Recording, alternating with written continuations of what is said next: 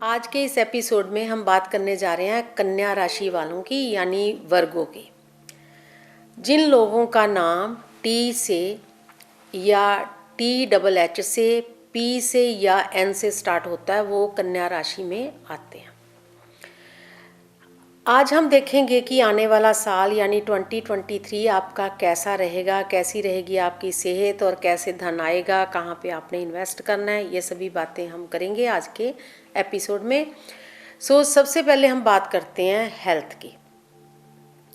Health के लिए जो आपका लॉर्ड ऑफ असेंडेंट है बुध, एक तो ये कभी अस्त होता है कभी उदय होता है, तो उसके कारण भी जो फ्लक्चुएशंस जो हेल्थ में आती रहेंगी। इसके अलावा जो सैटर्न है यानी शनि, वो आपके रोग वाले खाने में 6th हाउस में रहेंगे और 6th हाउस में रह के वो आपके पेट के निचले हिस्से से संबंधित जो प्रॉब्लम्स हैं वो तो देंगे ही देंगे। इसके अलावा केतु और राहु की जो पोजीशन है वो आपको गले के रोग, मुंह के रोग और आँख के रोग, इसके अलावा जो गुरु हैं यानी जुपिटर बृहस्पति, वो आपको सांस से संबंधित, कानों से संबंधित और पेट से संबंधित प्रॉब्लम्स आपको दे सकते हैं।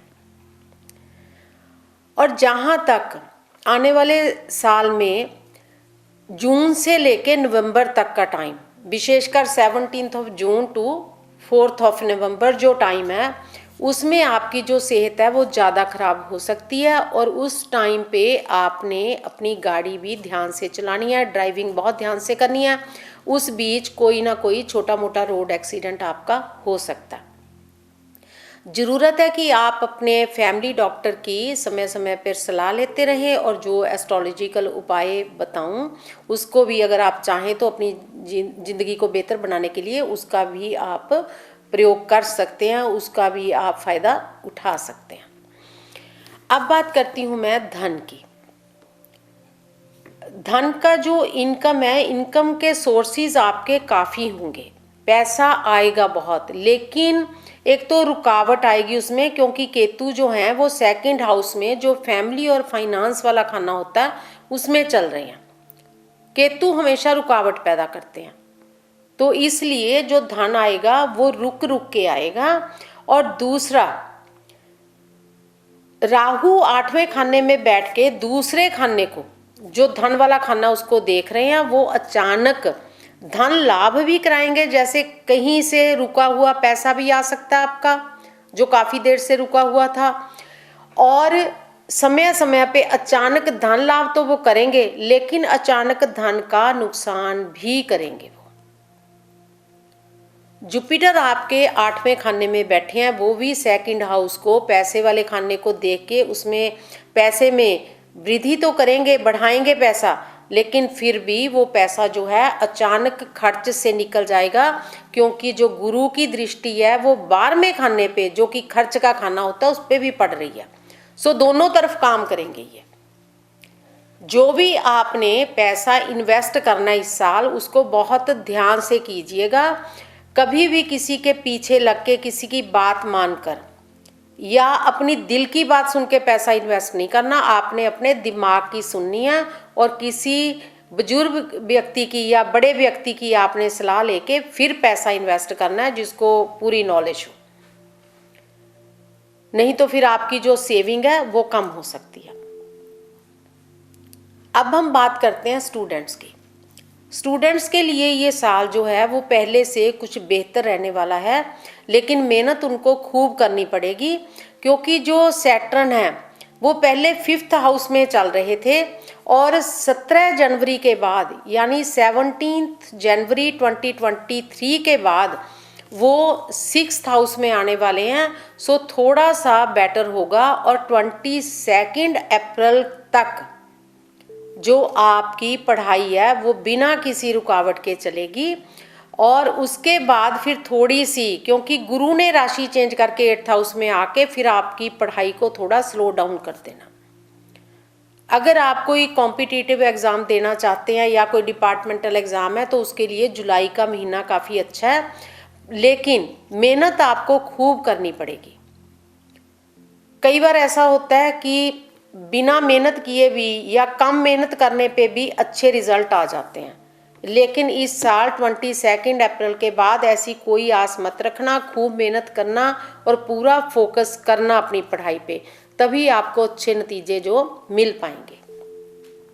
जिन्होंने विदेश में पढ़ाई के लिए अप्लाई किया हुआ है, उनकी जुलाई के बाद उनके लिए अच्छा समय आने वाला है और उनको वहाँ पे फिर एडमिशन है जो वो मिल जाएगी और उनकी जो पढ़ाई है वो विदेश में अच्छी चलेगी। अब हम बात करते हैं मैरिज के बारे में। जो मैरिज के लिए पार्टनर ढूंढ रहे हैं उनके लिए भी अप्रैल के एंड तक जो समय है वो बहुत बढ़िया है, तो उनके पूरे योग बने हुए हैं शादी के। लेकिन उसके बाद फिर नेक्स्ट ईयर जो है उसमें थोड़ी जो ये प्रोसेस है जीवन साथी ढूंढने की, ये थोड़ी स्लो हो जानी है। तो इसीलिए आप अपना अगर जीवन साथी ढूंढ रहे हो तो पूरा जोर लगा दें ताकि 22 अप्रैल या अप्रैल के एंड तक आपको अच्छा जीवन साथी मिल जाए, नहीं तो फिर अगला साल आपको वेट करनी पड़ सकती है। जहाँ तक बात करूँ मैं मैरिड लोगों की, उनके लिए भी ये साल वैसे तो पिछले से काफ़ी अच्छा है, बेहतर जाएगा ये साल, क्योंकि कोई भी ऐसा प्लैनेट 7th हाउस में बैठा नहीं है या ना देख रहा है जो मैरिड लाइफ को ज़्यादा डिस्टर्ब करे। लेकिन केतु 2nd हाउस में आपके बैठ के जो कन्या राशि वाले हैं वो 2023 की नवंबर तक चलेंगे। ये आपकी जो स्पीच है उसको बहुत कठोर, बहुत कटु बना रहे हैं। तो ज़रूरत है कि आप अपनी स्पीच पे कंट्रोल रखिए, नहीं तो फिर आने वाला जो समय है वो आपका अच्छा नहीं जाएगा, क्योंकि 29 नवंबर 2023 के बाद जो राहु और केतु की पोजीशन फिर चेंज होनी है, तो उस टाइम आपकी जो मैरिड लाइफ है उसमें प्रॉब्लम आ सकती है। अपने जीवन साथी को पूरा अंडरस्टैंड कीजिए, समझिए, पूरी अपना लाइफ को एडजस्टमेंट करके फिर अपने जो रिश्ते हैं वो बेहतर बनाइए। अब हम बात करते हैं संतान प्राप्ति के योग की। संतान प्राप्ति के लिए भी जो 22 अप्रैल 2023 तक का टाइम है वो बहुत बढ़िया है और बीच में जुलाई का टाइम ठीक आएगा। बाकी टाइम में थोड़ी उनको प्रॉब्लम आ सकती है। जो लोग IVF या IUI या ऐसे किसी मेथड से चाह रहे हैं तो उनके लिए भी अप्रैल के एंड तक का जो टाइम है वो बहुत बढ़िया बना हुआ है। उसके बाद आपको संतान से संबंधित जो प्रॉब्लम है वो आ सकती है, चाहे वो संतान की पैदाइश को लेके हो, संतान के करियर को लेके, शादी को लेके या उनकी पढ़ाई को लेकर हो, तो वो जो प्रॉब्लम है वो आपकी बनी रहेगी। उसके लिए फिर एपिसोड के अंत में मैं आपको बताऊंगी कि क्या क्या चीज़ें आप दान कर सकते हैं। तो ये हम बात कर रहे थे संतान के बारे में और हम बातचीत इसी तरह जारी रखेंगे और लेते हैं छोटा सा ब्रेक, और ब्रेक के बाद हम बात करेंगे जो जॉब कर रहे हैं और जो बिजनेस कर रहे हैं उनके बारे में।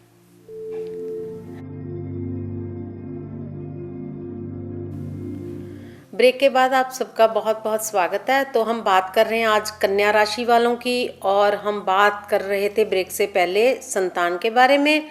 अब हम बात करेंगे जो जॉब करते हैं उनका कैसा साल रहेगा ये। जहाँ तक एम्प्लॉयज़ की बात है तो 2022 की अप्रैल से ही आपके लिए जो टाइम है वो ज़्यादा अच्छा नहीं चल रहा, और जॉब जो आपकी एक बार जा भी सकती थी, और यदि आपने अभी तक जॉब नहीं बदली तो फिर ये 2023 के एंड तक आपको बहुत ध्यान से अपनी जॉब करनी पड़ेगी। पूरी रिस्पॉन्सिबिलिटीज़ के साथ कीजिए और बहुत सख्त मेहनत के साथ कीजिए, क्योंकि जो राहु 8वें खाने में आते हैं तो एक तो कई बार ये जॉब छुड़वा देते हैं, वजह कोई भी हो, या तो आप अपनी जॉब से संतुष्ट ना हो, या आपके जो सुपरवाइज़र हैं या आपके सीनियर्स हैं वो आपकी जॉब से संतुष्ट ना हो, या कोई ऐसा मसला हो जाए कि आपको जॉब छोड़नी पड़ जाए, चाहे वो सेहत से संबंधित हो, क्योंकि इस साल भी सेहत दिख रही है थोड़ा ख़राब करेगी आपको, तो जॉब में एक तो आपको प्रॉब्लम आएगी। दूसरी बात, आपने अपनी जॉब पूरी ईमानदारी से करनी है। इस साल जो धन आएगा भी और धन की तंगी भी बनेगी। हो सकता है कि आपकी जॉब ऐसी हो जहाँ पे कोई जैसे कोई छुपा हुआ ऐसा तरीका हो जिसमें आप लालच में आके जैसे रिश्वत वगैरह लेके कोई ऐसा काम कर दें जो बाद में आपके लिए और ज़्यादा बड़ी समस्याएं लेके आ सकता है।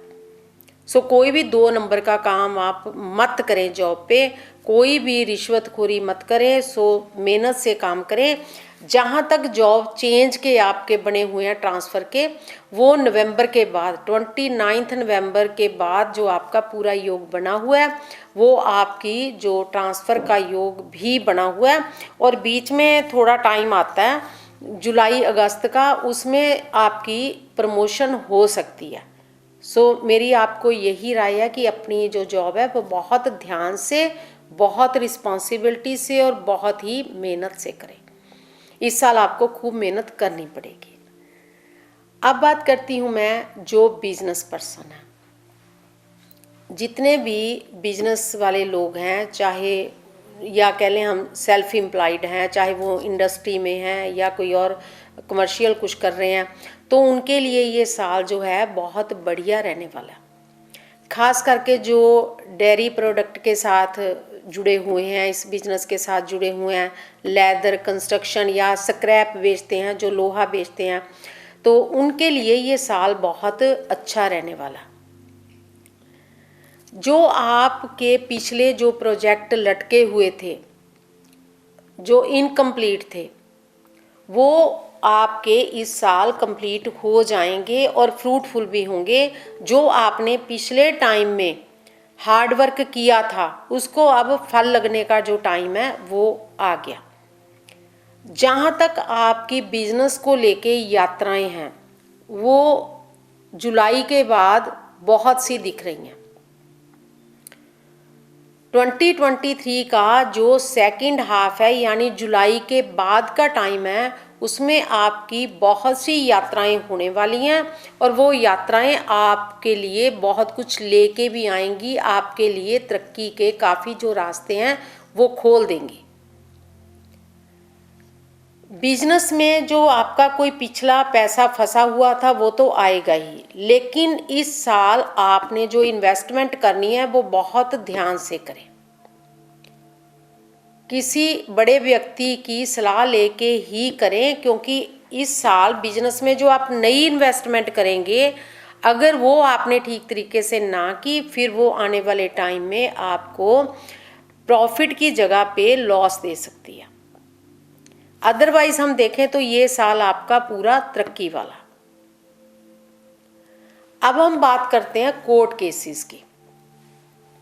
अगर किसी कन्या राशि वालों के कोर्ट केस चल रहे हैं तो शनि जो छठे खाने में बैठे हैं, 6th हाउस में बैठ के शनि स्वय राशि बैठे हैं, कोर्ट केस में आपकी हेल्प करेंगे।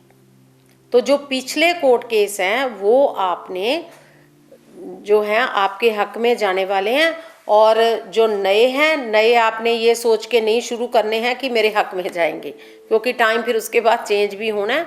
जो ये 2023 का साल है ये आपके हक में जाएंगे केस, ठीक है। थोड़े डिले तो हो जाएंगे लेकिन हक में जाएंगे। अब बात करें हम प्रॉपर्टी की। इस साल जो गुरु की दृष्टि है 22 अप्रैल के बाद वो आपके 4th हाउस पे यानी जो प्रॉपर्टी वाला खाना है उस पे पड़ेगी।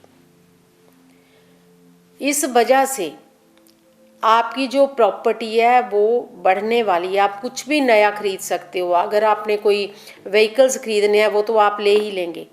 अगर आपने कोई रेजिडेंशियल प्रॉपर्टी लेना चाहते हैं या आप इंडस्ट्रियल प्रॉपर्टी लेना चाहते हैं, कोई भी बिजनेस से रिलेटेड आप प्रॉपर्टी लेना चाहते हैं, तो उसके लिए भी आपके बहुत बढ़िया जो योग है वो बने हुए हैं। प्रॉपर्टी आपको बन जाएगी आपकी। अगर हम बात करें एंसेस्ट्रल प्रॉपर्टी की, फैमिली में आपके जो केतु हैं वो थोड़ी रुकावट दे रहे हैं। आपके जो रिश्ते हैं वो थोड़े अच्छे नहीं दिख रहे मुझे। भाई बहनों के साथ भी आपका थोड़ा बहुत जैसे विरोध हो सकता है आपका एंसेस्ट्रल प्रॉपर्टी को लेके। लेकिन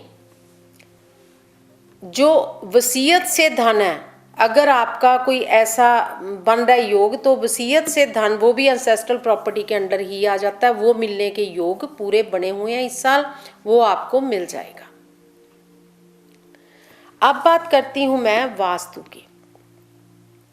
जो कन्या राशि वाले हैं उनकी ये राशि, यानी इसका जो लॉर्ड ऑफ असेंडेंट है कन्या राशि का, या हम कह दें कि कन्या राशि ये साउथ दिशा का प्रतिनिधित्व करती है, रिप्रेजेंट करती है ये साउथ को। सो अगर कन्या राशि वाले अपने जन्म स्थान से दक्षिण की ओर या साउथ की ओर जितना मूव करते जाएंगे, उतना इनके तरक्की के जो रास्ते हैं वो खुलते चले जाते हैं। कई बार क्या होता है कि अगर स्टूडेंट है तो उनके लिए ऑप्शन है, उन्होंने 2 जगह पे अप्लाई करना है, तो कोई ऑस्ट्रेलिया कर रहा है अप्लाई और कोई यूएस कर रहा है, तो या फिर हम एक ही कंट्री में कर रहे हैं अलग अलग स्टेट में, तो या फिर जॉब को लेके कुछ ऐसा कुछ बन जाए कन्फ्यूज़न, तो उसमें आप बेझिझक साउथ दिशा की तरफ वाला जो है वो आपके लिए अच्छा रहेगा। अगर आप कोई रेजिडेंशियल प्रॉपर्टी खरीदना चाहते हैं या फिर कमर्शियल प्रॉपर्टी खरीदना चाहते हैं, वो भी आप साउथ फेसिंग ले सकते हैं। अगर हम किसी बिल्डिंग में, चाहे वो हमारा रेजिडेंस हो या कोई कमर्शियल या कोई भी बिजनेस रिलेटेड हो, तो उसमें अगर हम बुध की बात करें जो कि आपका लॉर्ड ऑफ असेंडेंट है, तो वो होता है नॉर्थ की दिशा।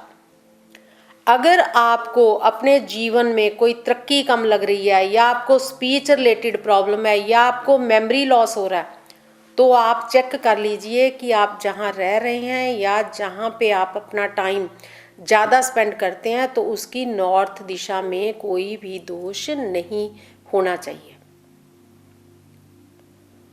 और इसके बाद हम बात करते हैं कि 2023 में जो आपके लिए कुछ हार्ड टाइम है उसको बेहतर बनाने के लिए हम कौन कौन से जो दान पाठ या उपाय कर सकते हैं। अभी हमने जैसे चर्चा की कि जो केतु हैं वो पैसा जुड़ने में आपके रुकावट बनेंगे। राहु और गुरु अचानक धन का नुकसान करा सकते हैं, और जो शनि है वो आपको हेल्थ रिलेटेड प्रॉब्लम दे सकते हैं, और जून से लेकर नवंबर तक कोई ना कोई रोड एक्सीडेंट भी शनि की वजह से हो सकता है। तो पहले तो राहु केतु और शनि के लिए एक कॉमन चीज़ें हैं जो हम दान कर सकते हैं, वो है कंबल, ब्लैंकेट। कोई भी कंबल आप लेके, जितना आपकी पॉकेट अलाउ करती है, कहीं भी आप जो ज़रूरतमंद हैं उनके लिए कंबल दान कर सकते हो, गर्म कपड़े दान कर सकते हो, स्टील की बनी हुई चीज़ें दान कर सकते हो, या फिर कंस्ट्रक्शन से रिलेटेड जो मटेरियल है, चाहे वो ईंटें हैं, सीमेंट है, या वहाँ पे भी लोहा सरिया जो है वो आप दान कर सकते हो। और आपने खुद ने कंबल का प्रयोग बहुत कम करना है, क्योंकि जब भी राहु केतु बैड चल रहे हों तो फिर कंबल का प्रयोग कम करना चाहिए। और जो बिजली के उपकरण हैं जैसे इलेक्ट्रिकल अप्लायंसेस होते हैं, वो किसी से गिफ्ट में नहीं लेने। गुरु आपको धन दिलाएंगे भी और खर्चा भी बढ़ाएंगे। उनको प्रसन्न करने के लिए आप पीले रंग की चीज़ें जो हैं वो दान कर सकते हैं। इसमें जो येलो स्प्लिट चना दाल होती है, पीली चने की दाल, हल्दी पाउडर और पीले रंग के जो फल होते हैं, इसमें केले भी पीले रंग के फलों में आ जाते हैं, संतरे आ जाते हैं, आम होते हैं, तो ये भी आप दान कर सकते हो। इसके अलावा जो स्टूडेंट्स हैं, अगर उनको पढ़ाई के लिए किताबें या कोई और स्टफ़ चाहिए, वो भी अगर आप उनकी मदद कर सकते हो तो उससे भी जो जुपिटर हैं वो प्रसन्न होते हैं। धार्मिक पुस्तकें खरीद के अगर आप उनको बांटते हो लोगों में, तो वो भी गुरु को प्रसन्न करने के लिए अच्छा फल देते हैं। सो इससे गुरु प्रसन्न होते हैं। और अगर आप चाहे किसी भी धर्म से जुड़े हुए हो, अपने धार्मिक स्थल पे जाके वहाँ पे कोई भी सेवा करते हो, उससे भी गुरु प्रसन्न होते हैं। ये थे आपके दान। और अगर आप बात करें आपके जो बर्थ स्टोन है, बर्थ जेम है, तो वो होता है हरा पन्ना। हरा पन्ना जो है वो गोल्ड में पहना जाता है, गोल्ड में बनता है। जेंट्स अगर रिंग डालनी चाहते हैं तो वो राइट हैंड में और लेडीज लेफ्ट हैंड में, और ये जो लिटिल फिंगर होती है जिसको पिंकी फिंगर कहते हैं उसमें डाली जाती है। और ये एक ऐसा स्टोन है कि जो गले में लॉकेट के रूप में भी डाला जा सकता है। और यदि हम बात करें कि अगर आपको पैसे से संबंधित कोई भी प्रॉब्लम आ रही है तो आप माता लक्ष्मी का पाठ भी कर सकते हो, उनका मंत्र कर सकते हो, या फिर सफ़ेद चीज़ों का दान कर सकते हो, या फिर उसके लिए डायमंड या ओपल भी पहन सकते हो। ये आपके जो नॉर्मल उपाय थे। और एक और उपाय बता दूं, जिनको थोड़ा लगता है कि ये राशि वाले वो एडिक्शन की तरफ मत जाएं, थोड़ा ध्यान रखें अपना, ये साल ऐसा बना हुआ है। और उनके लिए मैं बताऊंगी, और जिनको सेहत की प्रॉब्लम है उनके लिए भी बता रही हूँ कि जो बाजरा होता है वो आप पक्षियों को दाने के रूप में डाल सकते हैं, इससे भी आपको काफ़ी ज़्यादा फायदा होगा। ये जो है हमारी कन्या राशि वाले, कई बार ये दूसरों के इन्फ्लुएंस में कह दें या बहकावे में जल्दी आ जाते हैं, उस बात से थोड़ा सा इस साल गुरेज रखें। और जो आपकी मित्र मंडली है उसकी बजाय अपने परिवार की ज़्यादा सुने। इसी के साथ मैं आपसे आज्ञा लूँगी, और आपको जाने से पहले ये बता देना चाहती हूँ कि अगर आपका भी कोई क्वेश्चन है तो आप मुझे कॉल कर लें, टेक्स्ट कर लें या फिर ईमेल कर लें। इसी के साथ आज्ञा दें। धन्यवाद।